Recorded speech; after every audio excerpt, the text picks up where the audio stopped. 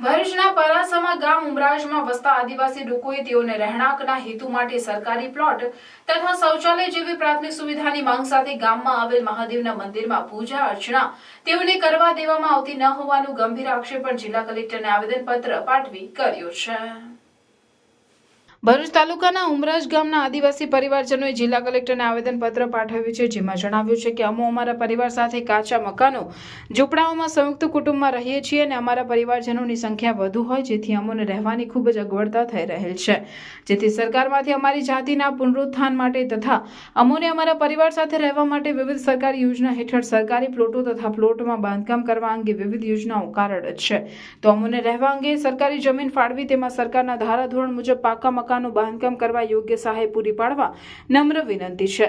વધુમાં તેઓએ જણાવ્યું કે જે જગ્યાએ હાલમાં અમારા પરિવાર સાથે વસવાટ કરીએ છીએ ત્યાં શૌચાલયની વ્યવસ્થા નથી। સરકાર દ્વારા ગામમાં જાહેર શૌચાલયની સુવિધા ઊભી કરવામાં આવેલ છે અને જે શૌચાલય ગ્રામ પંચાયત હસ્તક આવેલ હોય, ગ્રામ પંચાયતના કાર્યકર્તા દ્વારા સદર શૌચાલયને તાળા મારીને રાખવામાં આવતા હોય અને અમોને સરકાર દ્વારા ઊભી કરવામાં આવેલ સુવિધાનો વપરાશ અંગેનો અધિકાર આપવામાં આવતો નથી।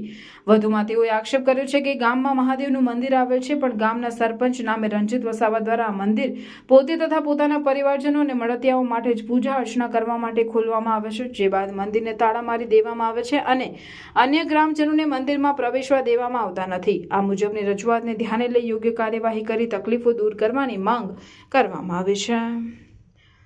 અમે ઉમરાજ ગામથી આવીએ છીએ અને અમારા ગામના સરપંચને અમે રજૂઆત કરી કે અમે માંગણી કરી કે અમારા ગામમાં અમે બધા બબે ટટાના છોકરા છે, અમારે બેહવા ઉઠવાની તકલીફ પડે છે, તો અમને ઘરની કે ગમે તે જગ્યા કે જે યોજના હોય તો અમને આપો। તો એ લોકોએ કીધું કે તમે અરજી કરો, અમે અરજી કરશો તો મળશે। અરજી કરી સાહેબ, તો એમને એવું કીધું કે 15 દિવસ લાગશે સાહેબ। અમે 20 દિવસ આપ્યા, 20 દિવસ પછી પાછા ગયા, તો પાછું કીધું કે સાહેબ હું થયું, તો અમારી પાસે ડોક્યુમેન્ટ માંગ્યા સાહેબ। કેટલી બહેનો એવી છે કે ભણેલી નથી, અમે કામ પડતું મૂકીને એ દાખલો લેવા ગયા, દાખલો લઈને બધું લઈને પાછા ગયા ત્યાં, તો કીધું કે આની ગેરંટી અમે ના લઈએ અને એવું કહે છે કે તમે સરપંચશ્રી જે રણજીતભાઈ છે એ એવું કહે છે કે તમે ગમે તેવું કરશો, ગૈરાહો થઈ જશો, કશું મળવાનું નથી। અને ઉપરથી અમને એવું કહે છે કે તમે ગાંધીનગર જાઓ કે દિલ્હી જાઓ, કશું થાય નહીં। અને હાજે હો સાહેબ અમે અહીંયા આવવાના હતા, તો અમે હાજે ગયા શાંતિથી વાત કરવા, તો અમને ગાર્ડ એને વાત કરે છે અને એમનો છોકરો અહીં છાતી પર ધક્કા એમ હાથ મૂકીને ધક્કો મારે છે અને મા બેન લગીને લેડીસોને ગાળો દે છે સાહેબ। અને એવું કહે છે કંઈ ગાડી હું કરવા આવ્યા, એવું તેવું ખરાબ શબ્દો અમારા વિશે કાઢે છે સાહેબ। આજે તમે શા માટે આવેલા? અહીંયા કલેક્ટર અમે ખાલી એટલી જ માંગણી કરે છે કે અમને ખાલી રહેવા માટે જગ્યા અને અમારા સંડાસો સાહેબ એવા સાઈડે લોકો હોય છે પ્રેગ્નન્ટ લેડીઝ, તે પણ આટલા પાણીમાં સાહેબ જાય છે। તમે ખાલી એકવાર આવી જાઓ કે કોઈના ઘરે પણ શૌચાલય છે, એક બી શૌચાલય બી નથી અમારા ગામમાં સાહેબ, અને કંઈ સુવિધા અમને મળી નથી। ગટર લાઈનો હો નાખેલી છે, તેમાં હો ગટર લાઈનનું ગટર લાઈનમાં પાણી જ નહીં જતું સાહેબ, ગટર લાઈનમાં કાદુ ભરાયેલો છે। અમારે ખોતરીને બીજામાં એ કરવાનું કહીએ કે આ સાફ કરવાની થઈ જશે, પણ કોઈ જોવા આવતું નથી સાહેબ।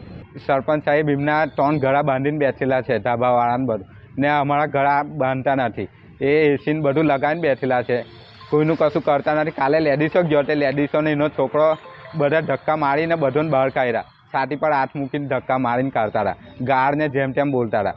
જો એમ જુવાને જાય મંદિરમાં તો જવા નહીં દેતા, બહારના સિટીવાળા આવે તો અંદર એમને જવા દે, અમે ગામના છે, અમને નહીં જવા દે। ગણપતિ બી બેહારી, આ ઘરે હોળી બી નહીં હળગાઈ, હોળી બી નહીં હળગાવા દીધી મંદિર ને ગણપતિ બેહારવાનું બી ના પાડે છે।